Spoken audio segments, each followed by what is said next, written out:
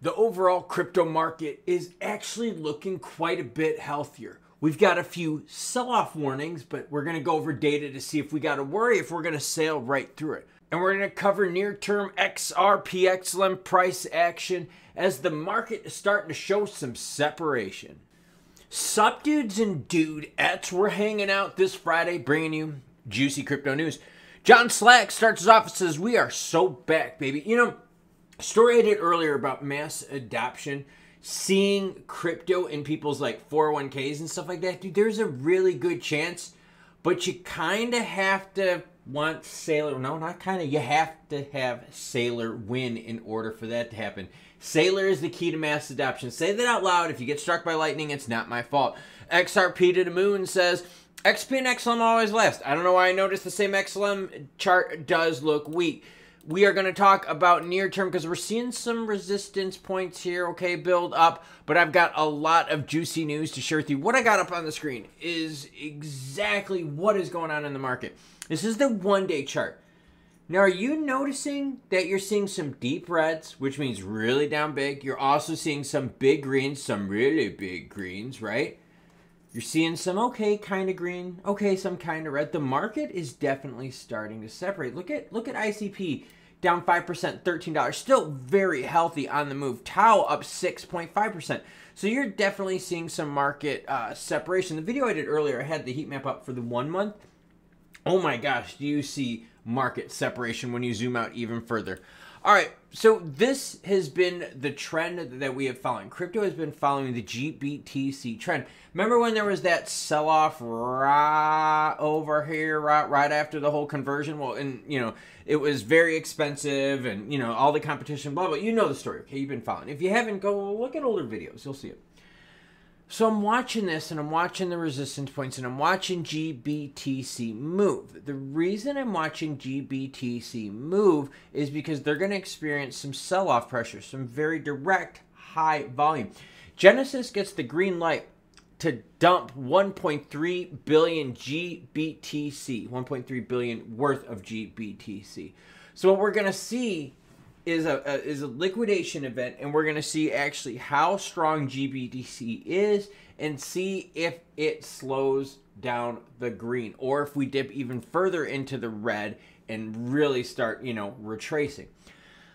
I'm interested in this because look at the volume here, right? Bottom of the screen, right? At the beginning, lots of juicy goodness, and you see it's really leveled off. So what kind of impact is this 1.3 billion going to have directly on GBTC, which has been fueling like the entire crypto market in the rally? Well, obviously, we're going to find out soon enough. All right, market being healthy. I brought that up as John Slack says, we are so back, baby. Well, here's an interesting one too, right? Here's another version of showing you market health. It's Coinbase. Why Coinbase stock soared over 30% this week? Juicy earnings. What about crypto adoption with BTC products, right? The ETFs are really opening up a lot of different investors. Now, is it applying to all alts out there? No, it's not. Some alts are really moving big time. Some of them are just going down quite a bit. Some of them are sideways. BTC as a whole going up 51,956. But you got Coinbase rocking big earnings. What's interesting about this, you got interest income up, right? So big money. Are there concerns on the horizon? Yeah. ETFs, you know, is the volume going to keep coming? Are people going to stay into this? Is there going to be more volatility that they just can't tolerate? What happens when the ETF players see their first big market correction and they see an ETF product, which is normally very comfortable and very soft, turn into something very volatile? By the way, this is Coinbase's run over time. You can see they're about half of where they were at their peak share price-wise. Right now, sitting at $189.89. So you're starting to see some players in the market crawl back. The bottom definitely built in for Coinbase and such equities in about March of 2023, right around that point. So now, XRP near term. What I did was I set this to the 15-minute, and I wanted a better visual representation of what's going on with the market. You can see it clear as day. Above 57, the action is just soft, and you see the rejections. Now, what does this look like zoomed out? It actually looks pretty good here for about the month of February, to say the least, okay? Starting off sub 51 cents, and now we're rocking it up here at 56.2. So that's a very healthy move here in the last couple weeks for XRP. Now let's look at XLM. Same thing, right? We got the 15-minute intervals going on. Chart looks a bit different, doesn't it? Zoom out just a little bit more, and you're like, okay, kind of like XRP, but kind of not. You could see a much more heavy retracement as XLM could not breach 12 cents.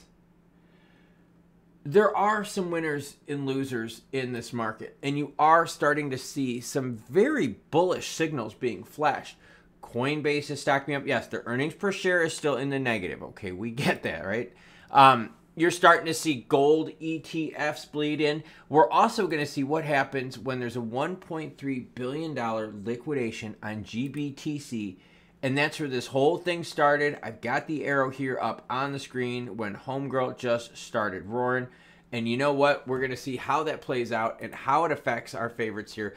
XLM, XRP price action. We're going to keep you up to date. You got VeChain still staying in the green. Render, look at that. See, that's what I'm saying. In the same 24-hour period, you got Render up 9.26%, while you got Mina over here down 6.17%. Blur down 5%.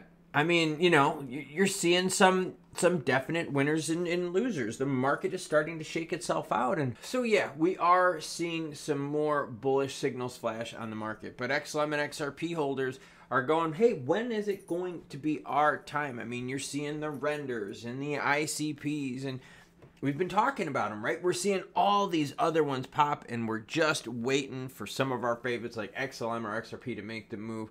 What's interesting is that both are doing better over the month, but at the same time, we wish they were doing even better, because when we zoom out to the 1 month, separation is the name of the game. We're going to learn how strong GBTC is and what effect it has on the market.